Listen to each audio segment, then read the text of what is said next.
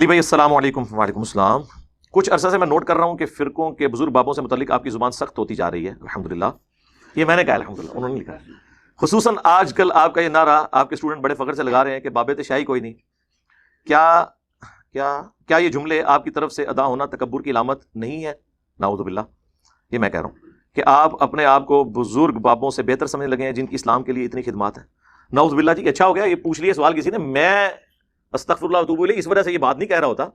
اور مجھے بتائیں کبھی میں نے ایبسولوٹلی یہ بولا ہے کہ بابت شاہی کوئی نہیں سوائے ابھی کے وہ سوال ہوا ہے. دیکھیں کوئی بات شروع ہوتی ہے نا اس کے اینڈ پہ آتا ہے نا فبی آلاء ربکما تکذبان. 31 دفعہ تو قرآن میں بھی آیا نا. جنت کی آیات کے بعد بھی آیا. ویسے تو ہمارے علماء نے ترجمہ غلط کیا. تم اپنے رب کی کون کون سی نعمتوں کو جھٹلاؤ گے. یہ ترجمہ غلط ہے. آلاء کہتے ہیں نشانی کو. وہ جنت بھی ہو سکتی ہے, جہنم بھی ہو سکتی ہے, اور فزیکل فینومینا آف نیچر بھی ہو سکتے ہیں. مولانا مودودی رحمہ اللہ نے ہر آیت کا اس کے کانٹیکسٹ کے اعتبار سے ترجمہ کیا. انہوں نے یہ ترجمہ نہیں کیا تم اپنے رب کی کون کون سی نعمتوں کو جھٹلاؤ گے, ورنہ تو جہنم جو ہے وہ کیا نعمت ہے, وہ تو اللہ تعالیٰ کی طرف سے غضب ہے. تو اسی طریقے سے میں کوئی آیت بیان کرتا ہوں, کوئی حدیث بیان کرتا ہوں, اس کے اینڈ پہ کنکلوڈ کرتے ہوئے آپ کے دماغ میں ڈرل کرتے ہوئے کمپیریزن کرواتے ہوئے ایک جملہ بولتا ہوں کہ جب قرآن و سنت یہ کہہ رہا ہے, قرآن و سنت کی روشنی میں نبی صلی اللہ علیہ وآلہ وسلم کا سٹیٹس یہ ہے, صحابہ کرام کا سٹیٹس یہ ہے, اور آپ اپنے بزرگ بابوں کے بارے میں ان سے اونچا سٹیٹس کلیم کر رہے ہیں, تو اس کو میں کمپیریزن کرواتے ہوئے اینڈ پہ کہتا ہوں کہ اگر اللہ کے محبوب صلی اللہ علیہ وآلہ وسلم, صحابہ کرام علیہم رضوان وہ اس لیول پہ ہیں, تو بابوں کا جو لیول آپ نے کلیم کیا ہے وہ تو ان کے مقابلے میں شاہی کوئی نہیں ہے. اب آپ اس کو جوڑ کے دیکھیں. اب کوئی اعتراض کر سکتا ہے کہ جی آپ یہ جملہ نہ بولیں, لوگوں کو دکھ ہوگا. لوگوں کو تو کسی چیز سے بھی دکھ ہو سکتا ہے. ایک عیسائی کو آپ اگر کہہ دیں کہ سورۃ المائدہ کی آیت نمبر 17 ہے, لقد کفر الذین قالوا ان اللہ هو المسیح ابن مریم, بے شک وہ لوگ کفر کر رہے ہیں جو کہہ رہے ہیں کہ عیسیٰ ابن مریم ہی اللہ ہے. اور ساتھ کتنے سخت الفاظ ہیں. وہ تو عیسائی تو کہے گا نا کہ جی میں تو اسے حضرت عیسیٰ کی توہین شمار کروں گا. اللہ تعالیٰ فرماتا ہے قل, اس کے جواب میں ان سے فرماؤ, فمن یملک من اللہ شیئا, اللہ کا کوئی کیا بگاڑ سکتا ہے, اللہ کے مقابلے پہ کون اتنی طاقت رکھتا ہے.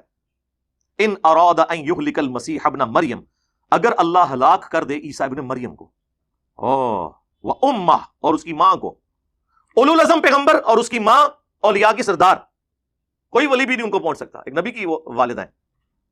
ومن فی الارض جميعا, اور زمین میں جتنے بھی ہیں, یعنی سارے بابے بھی ہو گئے نا, سارے کور ہو گئے, تو اللہ کا کوئی کیا بگاڑ لے گا. یعنی جو اللہ ان کو موت دے سکتا ہے ان کے مقابلے میں آپ اللہ تعالیٰ کو ان کے ساتھ لا کے کھڑا کر رہے ہو, ان کو تو موت آ جانی ہے. اب کوئی عیسائی سنے گا وہ تو کہے گا یار اس میں تو حضرت عیسیٰ کی تنقیص ہو رہی ہے, یہ تو بڑی بدتمیزی سے گفتگو ہو رہی ہے. تو یہ گفتگو کون کر رہا ہے؟ اللہ. اور کس لیے کر رہا ہے؟ لوگوں کو کہنے کے لیے, اے نبی تم فرما دو, عیسائیوں کے کانسیپٹ کو کلیئر کرو.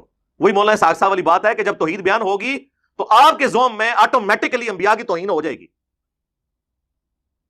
عاشق عیسیٰ جو ہے وہ تو برگشتہ ہو جائے گا نا, کیونکہ عاشق عیسیٰ جو ہے وہ عیسیٰ ابن مریم کو اللہ کا بیٹا یا اللہ کلیم کرتا ہے, کیتھولک اور پروٹیسٹنٹ.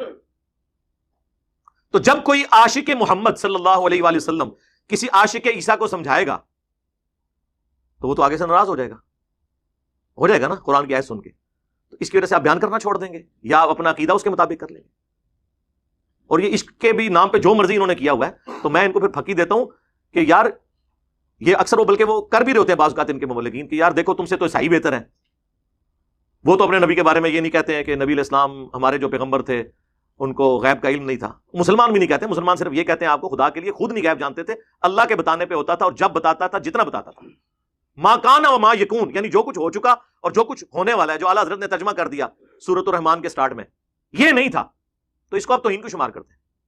تو پھر میں ان کو یہ پھکی دیتا ہوں کہ پھر اس کا مطلب ہے کہ عیسائی تو عشق رسول میں تم سے بھی آگے نکل گئے. انہوں نے کم از کم خدا تو بنایا نا, یا خدا کا بیٹا تو بنایا, تم بھی بناؤ. عشق رسول میں تو عیسائی مسلمانوں سے اوپر چلے گئے, لیکن ہم نہیں حرکت کر سکتے.